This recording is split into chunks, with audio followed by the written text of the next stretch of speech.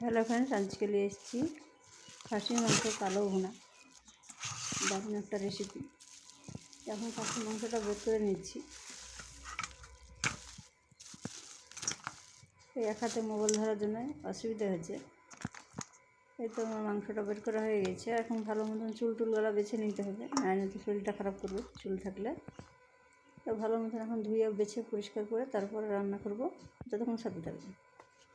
আর পরিষ্কার করা হয়ে গেছে। এখানে দিয়েছি রসুন কুচি, পেঁয়াজ কুচি, তেজপাতা, গরম মশলা, দারুচিনি, হলুদ, পরিমাণ মতো লবণ, লঙ্কা গুঁড়ো, ধনিয়া গুঁড়ো, তেজপাতা, আদা রসুন জিরে পেস্ট।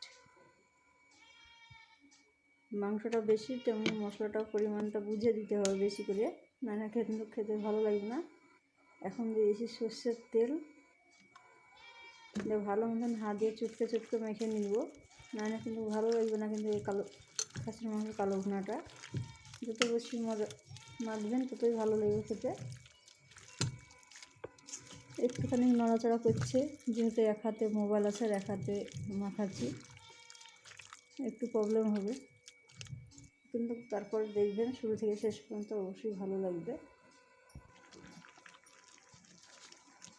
এখন মাংসটা চাপিয়ে দিয়েছি গ্যাসের উপর।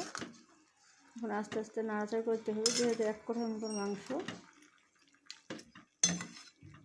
কিছুক্ষণের জন্য ঢাকনা দিয়ে ঢেকে রাখবো, একটু কমে গেলে তখন নাড়াচাড়া করা ভালো হবে। আমরা এদিকে নাড়াচাড়াটা এখন কষিয়ে নেব। কিন্তু কালারটা দারুণ হয়েছে, খেতেও দারুণ টেস্টি। একবার বাসায় হলে ট্রাই করে দেখবেন।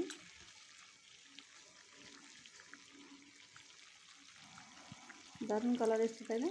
আর ওপর থেকে দিয়ে দিচ্ছি এখন পানি পরিমাণ মতো গ্রেভির জন্য।